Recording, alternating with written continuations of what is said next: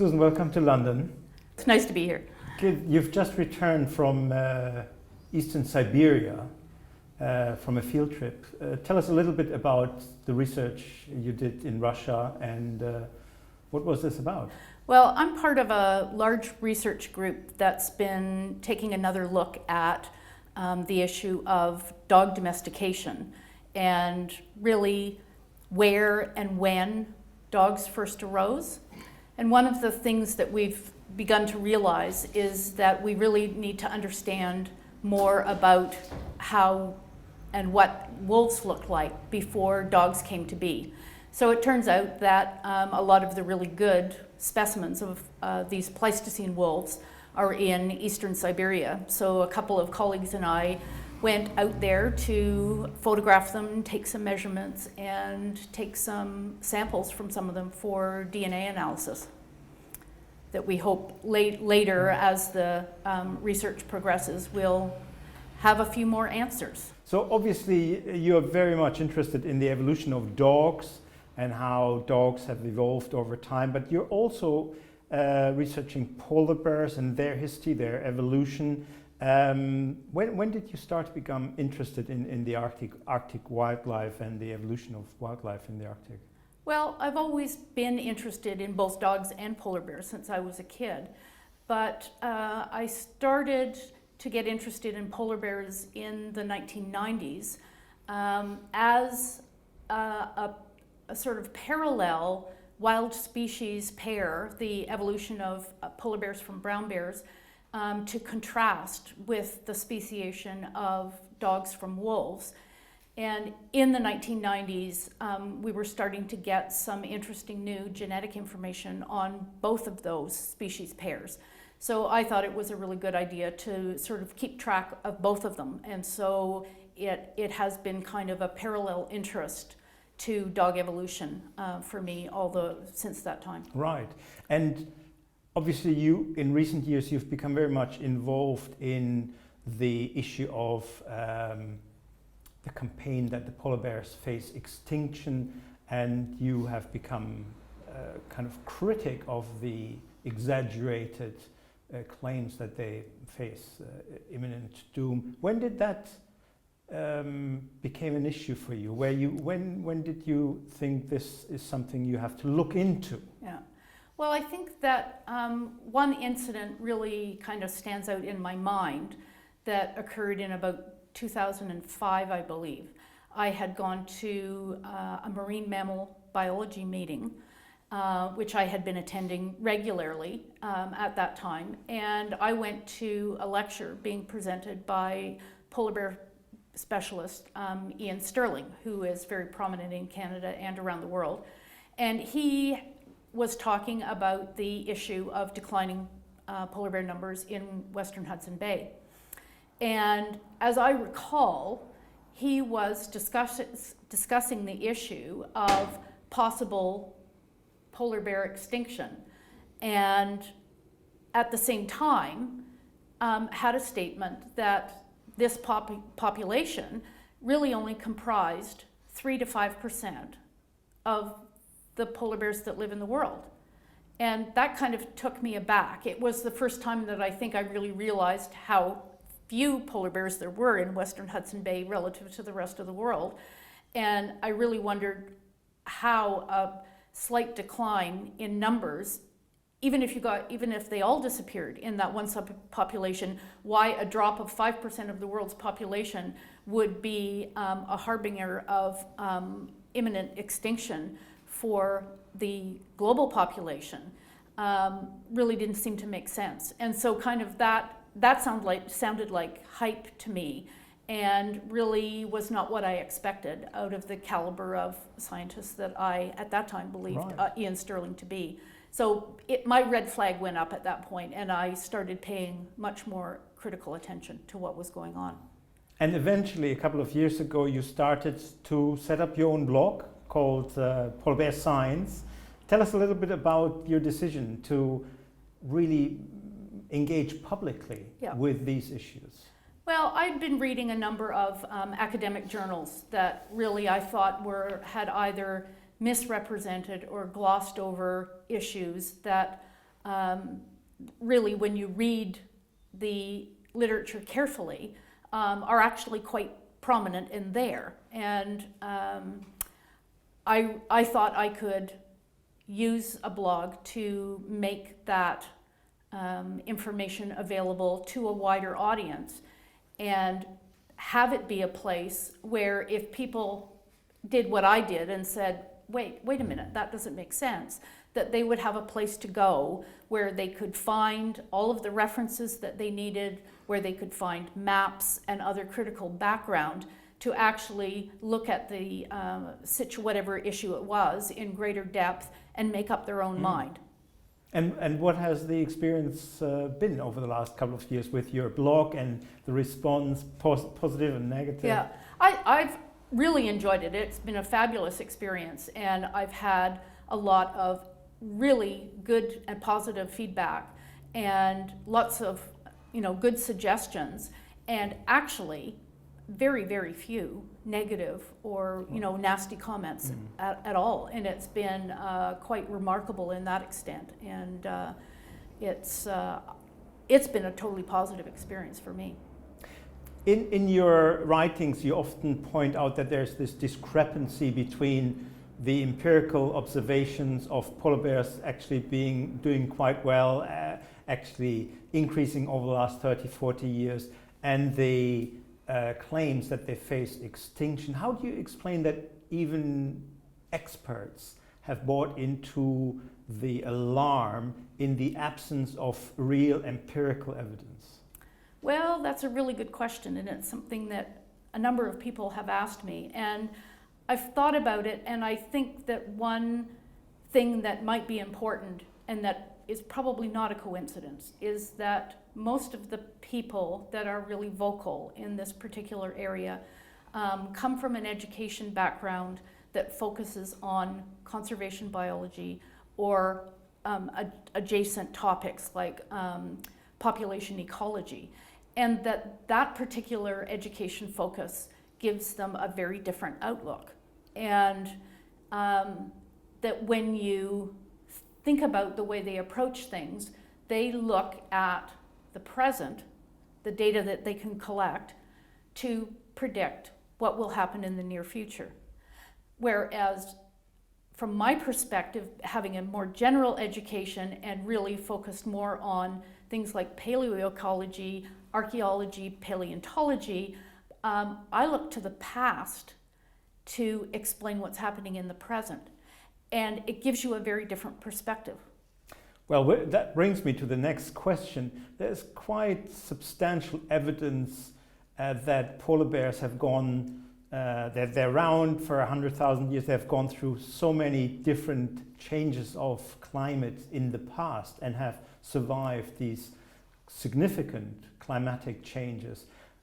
Why is that ignored? Why is it ignored that polar bears can live with climate change, have adapted to climate change, have survived, and are actually, doing quite well? Well, I don't think that it's actually being ignored. What's happened is that it's being dismissed as irrelevant. And the approach that seems to be taken is that the warming that we're experiencing right now is going on at a faster rate than has ever happened before. And since that's the case, their explanation goes is that whatever adaptive ability polar bears had that was useful in the past is not going to do them any good in the future. And unfortunately, there is very little evidence that that is in fact the case, that the rate of change is faster than before. And in fact, there is some good solid evidence that when we were coming out of the last ice age, that the warming that went on at that period was substantially faster than what we've got today. According to the latest report of the IPCC, the Arctic has warmed about 3 degrees Celsius over the last 30 years. 11,500 years ago, there was a period of warming where the Arctic warmed 5 to 10 degrees over 30 years or less. So that's substantially faster Right. than what we're going through today. And clearly, polar bears managed to get through that period without any trouble. Of course, one of the big issues in Canada is the question of hunting. And one of the reasons why there has been a significant increase in the polar bear population was the ban on hunting in the 70s. But I've read in recent years that there are harvesting numbers. The government gives out the number of polar bears that should be hunted because they are concerned that there might be too many. Well, there's certainly a lot of back and forth in those kinds of management decisions. A lot of those are made at a local level. But certainly within Canada at least, and that's really the area that I can speak with some authority on, the process is highly regulated. And while there is some question about how many should be taken that is sustainable, it really is based on a local number, and people are keeping an eye on that. It's not something that is wanton. It is very, very much regulated and kept an eye on. So they haven't become a pest yet. No, and there's certainly differences of opinion about what goes on in terms of deciding how many polar bears should be hunted in any one particular area. But that's really quite a different issue from the one that concerns me the most, and that is, the natural adaptation of the bears to their habitat and what's going on in terms of any kind of sea ice changes. And those are really the issues that concern me the most. Yeah. And of course, we've seen significant decrease of sea ice in the last few decades. What has been the effect on polar bear populations? Well, interestingly enough, in some of the areas that have experienced the most marked decline in sea ice, in fact, the bears are doing quite well. And how come? Well, I think it's because the polar bear biologists have not taken into account the fact that the polar bear's primary food source, the ring seal, actually does most of its hunting during the ice-free season. So if the ice-free season is longer, ring seals can feed for longer, they become fatter, they reproduce better. That means there's more ring seals for polar bears to eat. Polar bears do most of their eating during the spring and early summer before there is substantial seasonal ice loss. So more seals and lots of ice in the spring and summer means the bears are fatter and they're doing really well. So they're suffering a little bit of obesity? Oh, some of them definitely are.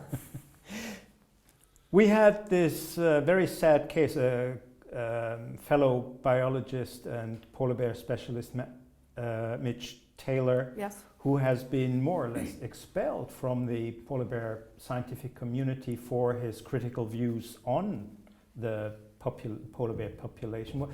What do you make of these kind of cases where colleagues are punished for their and expelled from the community for their critical views? Well, it really, the group that we're talking about is called the Polar Bear Specialist Group. And they're an international body that was put together before, like in the late 60s, in order to deal with the crash of polar bears after many decades of overhunting. And there's some political issues that go on within that group. And one of the things that they apparently insist on, partly because they're all coming from different governments, is a consensus. And unfortunately, Mitch did not agree with the consensus that was going on at that time. And instead of sort of talking about it and having some kind of a debate or discussing the issue, they chose to just exclude him from the group, which, doesn't seem to me like a very scientific approach to dealing with an issue of conflict.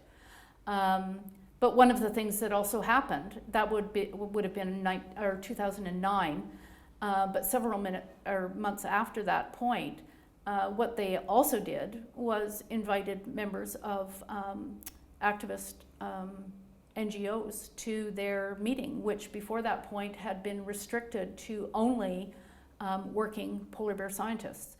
And to me, that really was their way of signaling to the world that they had become an activist organization, right, primarily first, rather than a scientific organization, right, first and foremost. So there was a big change at that time, although some people may argue that really they had been activists or very strong advocates for a few years before that as well. But it has diminished their integrity and their reputation. I think so, as a scientific body, for sure. They really have taken on a new flavor, and it is definitely not purely science that they're about. Have you experienced any peer pressure over your writings and your blogging and your views? Not in terms of the polar bear issue. Surprisingly, it has garnered very little in that kind of negative feedback, and so that's really a positive thing, I think. Perhaps speaking to my own credibility as a scientist, that this is something that I have some authority to discuss. You've written on your blog about a campaign to list polar bears as a threatened species that faces an existential threat. This campaign has now been dashed by the Canadian authorities. Can you explain what this campaign was about and how come that the agencies in charge of this issue have actually decided to go against listing the polar bears as a threatened species? Well, really, the issue that arose came up a couple of years ago, and it was a petition by the group called the Center for Biological Diversity. And what they did was petition the North American Free Trade Agreement and suggested that Canada wasn't upholding its obligation to protect polar bears, and also that it wasn't doing enough to battle climate change. And just recently, a few weeks ago, that organization dismissed that particular petition because there really was no evidence that, in fact, decline of polar bears was an issue in Canada, and it really just wasn't an issue that needed to be addressed. And right, there didn't seem to be too much in the way of explanation given, but it really seemed to me that this organization was, this is the Center for Biological Diversity, had been trying to use the North American Free Trade Agreement as a way to pressure Canada into listing polar bears as an endangered species, as was done in the US. And that's been ongoing. A number of groups have really been sort of trying to get at Canada to sort of join their bandwagon, and so far it has not worked. Right. It would appear that empirical evidence is still taken seriously by some government agencies. It appears so.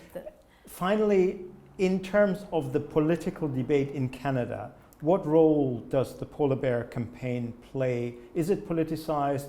Are people in general informed about the status of polar bears, or is it more an emotional issue?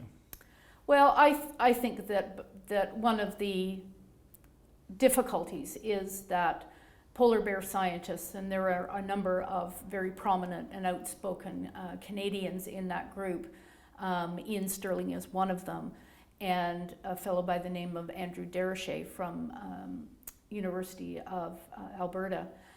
They have really been prominent in insisting that polar bears are really in trouble and really trying to ramp up the pressure and really to